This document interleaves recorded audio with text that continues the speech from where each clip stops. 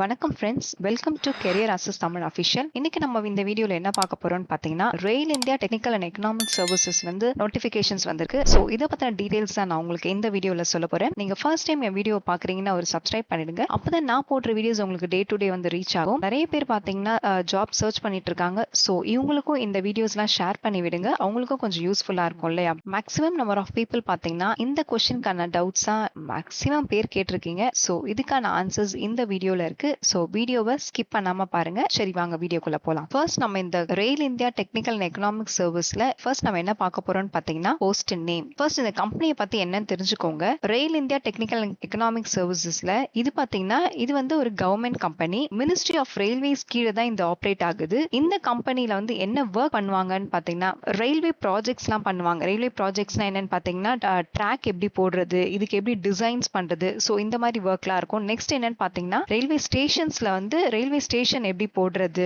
அதுக்கு பிளான் எப்படி கொடுக்கறது, ரோட் அண்ட் பிரிட்ஜஸ்லாம் எப்படி பிளான் பண்றது, அந்த பிளான் டிசைன்ஸ்லாம் எப்படி பண்றது, இந்த மாதிரி ஒர்க் தான் இந்த கம்பெனில நடக்கும். இப்போ நம்ம போஸ்டோட நேம் என்னன்னு பார்த்தலாம். போஸ்ட் இது இந்த வேகன்சிக்கான போஸ்ட் என்னன்னு பாத்தீங்கன்னா அசிஸ்டன்ட் ஹெச்ஆர். இங்க பாருங்க, அசிஸ்டன்ட் ஹெச்ஆர். சோ இந்த ஹெச்ஆருக்கான என்னென்ன ஒர்க் இருக்கும், ஹெச்ஆர்னா என்ன, ஹியூமன் ரிசோர்சஸ். ஹியூமன் ரிசோர்சஸ்ல என்னென்ன ஒர்க் இருக்குன்றத பாத்துக்கலாம். என்ன ஒர்க் இவங்க பண்ணுவாங்கன்னு பாத்தீங்கன்னா எம்ப்ளாயியோட ரெக்கார்ட்ஸ்லாம் மெயின்டைன் பண்ணுவாங்க. நெக்ஸ்ட் என்னன்னு பாத்தீங்கன்னா salary, அந்த பேரோல்லாம் கரெக்டா வருதான்னு பாப்பாங்க. நெக்ஸ்ட் வந்து லீவ் அண்ட் அட்டெண்டன்ஸ்லாம் கரெக்டா மேனேஜ் பண்றாங்களான்னு பாப்பாங்க. நெக்ஸ்ட் என்ன பண்ணுவாங்கன்னா எம்ப்ளாயீஸோட ப்ராப்ளம்ஸ் எல்லாம் ஹேண்டில் பண்ணுவாங்க. நெக்ஸ்ட் பாத்தீங்கன்னா கம்பெனி ரூல்ஸ் அண்ட் பாலிசிஸை வந்து எக்ஸ்பிளைன் பண்ணுவாங்க. சோ இந்த மாதிரி ஒர்க் தான் இந்த அசிஸ்டன்ட் ஹெச்ஆரோட ஒர்க். நெக்ஸ்ட் என்னன்னு பாத்தீங்கன்னா வேகன்சி. இந்த ஜாப்ல எத்தனை வேகன்சிஸ் இருக்குன்னு பாத்தீங்கன்னா டோட்டலா 15 வேகன்சிஸ் இருக்கு.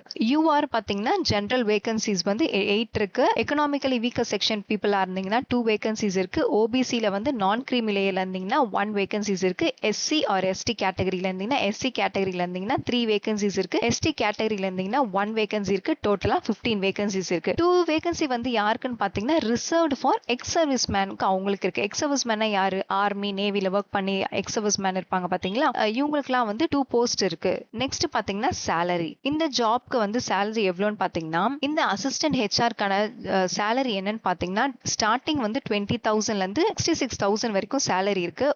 per year பாத்தீங்கன்னா 8.16 lakhs வரும். சோ ஸ்டார்டிங் ஸ்டேஜ் பாத்தீங்கன்னா 20,000 இருக்கு. உங்களுக்கு நல்ல எக்ஸ்பீரியன்ஸ் ஆளா நீங்க இருந்திருந்தீங்கன்னா உங்களுக்கு நல்ல salary இருக்கு. மேக்ஸ் 66,000 வரைக்கும் உங்களுக்கு salary கொடுப்பாங்க. நெக்ஸ்ட் பாத்தீங்கன்னா குவாலிஃபிகேஷன்ஸ் பாத்தீங்கன்னா கிராஜுவேஷன் இன் எனி டிசிப்ளின். நீங்க வந்து நீங்க என்ன டிகிரி வேணா படிச்சிருக்கலாம். பட் டிகிரி நீங்க கம்பல்சரி படிச்சிருக்கணும். Minimum 50% of marks in qualifications.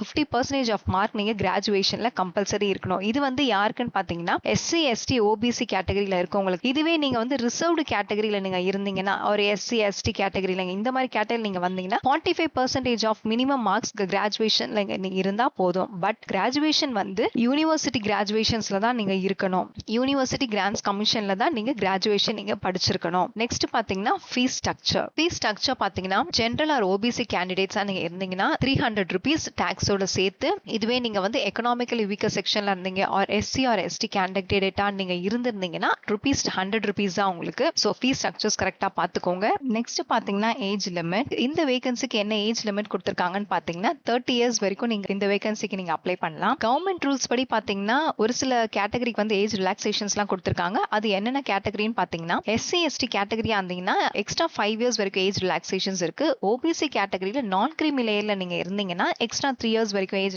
Relaxations இருக்கு. பர்சன்ஸ் வித் பெஞ்ச்மார்க் டிசபிலிட்டிஸ்ல நீங்க இருந்தீங்கன்னா எக்ஸ்ட்ரா 10 years வரைக்கும் உங்களுக்கு ஏஜ் ரிலாக்ஸேஷன்ஸ் இருக்கு. நெக்ஸ்ட் பாத்தீங்கன்னா செலக்ஷன் ப்ராசஸ் எப்படி நடக்கும்னு பாத்தீங்கன்னா ஃபர்ஸ்ட் ரிட்டன் டெஸ்ட் நடக்கும். நெக்ஸ்ட் வந்து ரிட்டன் டெஸ்ட்ல நீங்க செலக்ட் ஆனதுக்கு அப்புறம் தான் உங்களை இன்டர்வியூக்கு கூப்பிடுவாங்க. ஃபர்ஸ்ட் ரிட்டன் டெஸ்ட் பாத்தீங்கன்னா நீங்க அப்ளிகேஷன்ஸ் ஃபார்ம் ஃபில் பண்ணும் போதே வந்து இங்க 14 சென்டர்ஸ் கொடுத்திருக்காங்க. சோ இந்த 14 சென்டர்ஸ்ல வந்து உங்களை வந்து 2 சென்டர்ஸ் வந்து நீங்க கம்பல்சரி செலக்ட் பண்ண சொல்லிருக்காங்க. பிகாஸ் இப்போ வந்து ஒரு சில பேர் வந்து ஒரு ஆப்ஷன்ல வந்து நீங்க சென்னை செலக்ட் பண்ணிருக்கீங்கன்னா இன்னொரு ஆப்ஷன்ல வந்து நீங்க வந்து பெங்களூர்னு செலக்ட் பண்ணிருக்கீங்கன்னா சம்டைம்ஸ் நீங்க சென்னையில உங்களுக்கு கிடைக்கலன்னா மேபி உங்களுக்கு பெங்களூர்ல கிடைக்கலாம். சோ அதனாலதான் உங்களுக்கு ஒரு சென்டர்ல இல்லைன்னா இன்னொரு சென்டர் அவங்க வந்து சூஸ் பண்ண சொல்லிருக்காங்க. பட் மேக்ஸிமம் நீங்க பாத்தீங்கன்னா டெல்லி அண்ட் கோர்கான்ல தான் இந்த ரிட்டன் டெஸ்ட் நடக்கும் மேக்ஸிமம் சொல்லிருக்காங்க. பட் இருந்தாலும் நீங்க வந்து 2 ப்ரிஃபரன்ஸ் நீங்க இந்த சாய்ஸஸ் இந்த சென்டர்ஸ்ல 2 சென்டர்ஸ்ல கம்பல்சரி நீங்க ஃபார்ம் ஃபில் பண்ணும்போது ஏதாவது சூஸ் பண்ணிக்கோங்க. நீங்க இப்போ வந்து இந்த ரிட்டன் டெஸ்ட் எப்படி நடக்கும்னு பாத்துக்கோங்க. இந்த ரிட்டன் டெஸ்ட் எப்படி இருக்கும்னா 125 அப்ஜெக்டிவ்ஸ் மார்க்ஸ் கொஸ்டின்ஸ்ல தான் இருக்கும். நெக்ஸ்ட் வந்து 2.5 hours இந்த டியூரேஷன்ஸ்ல நடக்கும். இதுல பாத்தீங்கன்னா நோ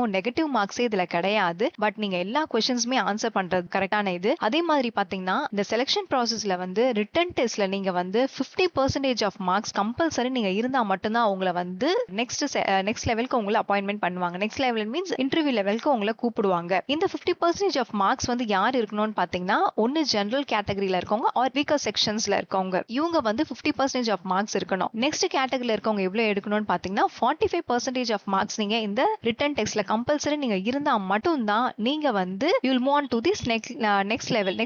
நெக்ஸ்ட் லெவல்னா என்னன்னு பாத்தீங்கன்னா இன்டர்வியூ லெவலுக்கு உங்களை கூப்பிடுவாங்க. நெக்ஸ்ட் பாத்தீங்கன்னா அப்ளிகேஷன்ஸ் எப்போ ஸ்டார்ட் ஆகுது. அப்ளிகேஷன் எப்போ ஸ்டார்ட் ஆகிருக்குன்னு பாத்தீங்கன்னா 19th of March 2026 19/3 of 2026 இந்த மந்த் மார்ச் 19லயே வந்து அப்ளிகேஷன் இந்த வேகன்சிக்கான அப்ளிகேஷன் ஸ்டார்ட் ஆயிடுச்சு. நெக்ஸ்ட் வந்து அப்ளிகேஷன் எண்டிங் டேட் பார்க்கலாம். எண்டிங் டேட் பாத்தீங்கன்னா 27/4/2026 நெக்ஸ்ட் மந்த் 27 ஓட இந்த அப்ளிகேஷன் இந்த வேகன்சிக்கான அப்ளிகேஷன் டே வந்து முடியுது. அப்ளிகேஷன்ஸ் ஃபார்ம் ஃபில் பண்ணும்போது என்னென்ன டாக்குமெண்ட்ஸ்லாம் நீங்க வைக்கணும்னு பாத்துக்கோங்க. ஒன்ஸ் இது டாக்குமெண்ட்ஸ்லாம் நல்லா பாத்துக்கோங்க. One reasons passport size photographs நீங்க கம்பல்சரி வச்சாகணும். நெக்ஸ்ட் பாத்தீங்கன்னா ஹை ஸ்கூல் சர்டிபிகேட்ஸ் இருக்கும்ல, இது எதுக்குன்னு பாத்தீங்கன்னா டேட் ஆஃப் பர்த்க்கான ப்ரூஃப் இது. நெக்ஸ்ட் என்ன வைக்கணும்னு பாத்தீங்கன்னா நீங்க வந்து டிகிரி படிச்சிருக்கீங்களா, சோ டிகிரிக்கான குவாலிஃபிகேஷன் டிகிரி படிச்சிருக்கீங்கன்னு சொல்லி சர்டிபிகேட்ஸ் வருவாங்க பாத்தீங்களா, அந்த சர்டிபிகேட்ஸ் நீங்க கம்பல்சரி வச்சிருக்கணும். ஒன்னு கிராஜுவேஷன் இருந்தாலும் ஓகே, இல்ல போஸ்ட் கிராஜுவேட் பிஜி நீங்க பண்ணிருந்தாலும் ஓகே. நெக்ஸ்ட் பாத்தீங்கன்னா நீங்க எஸ்சி எஸ்டி கேட்டகரியில இருக்கீங்களா, இல்ல ஓபிசி கேட்டகரியில நீங்க வரீங்களா, இல்ல வீக்கர் செக்ஷன்ல நீங்க இருக்கீங்களான்னு சொல்லி இதுக்கான சர்டிபிகேட்டும் நீங்க வைக்கணும். ஐடென்டி அண்ட் அட்ரஸ்க்காக ப்ரூஃப் ஒன்று வைக்கணும். ஒன்னு பாஸ்போர்ட் வைக்கலாம், இல்ல ஓட்டர் ஐடி கார்டு வைக்கலாம், இல்ல டிரைவிங் லைசன்ஸ் வைக்கலாம், இல்ல ஆதார் கார்டு நீங்க வைக்கலாம். நெக்ஸ்ட் பாத்தீங்கன்னா பேன் கார்டு வைக்கணும். சோ நீங்க ஃபார்ம் ஃபில் பண்ணும்போது இந்த டாக்குமெண்ட்ஸ் எல்லாம் கரெக்டா செக் பண்ணிட்டு வச்சுக்கோங்க. சோ இப்போ இந்த கொஸ்டின்கான டவுட்ஸ் எல்லாமே நான் இந்த வீடியோல கிளாரிஃபை பண்ணிட்டேன். உங்களுக்கு மீறி உங்களுக்கு ஏதாவது கொஸ்டின்ஸ் கேட்கணும் நீங்க நினைச்சீங்கன்னா கமெண்ட்ஸ் பாக்ஸ்ல கேளுங்க, நான் ஆன்சர் பண்றேன். நெக்ஸ்ட் வீடியோல பார்க்கலாம்.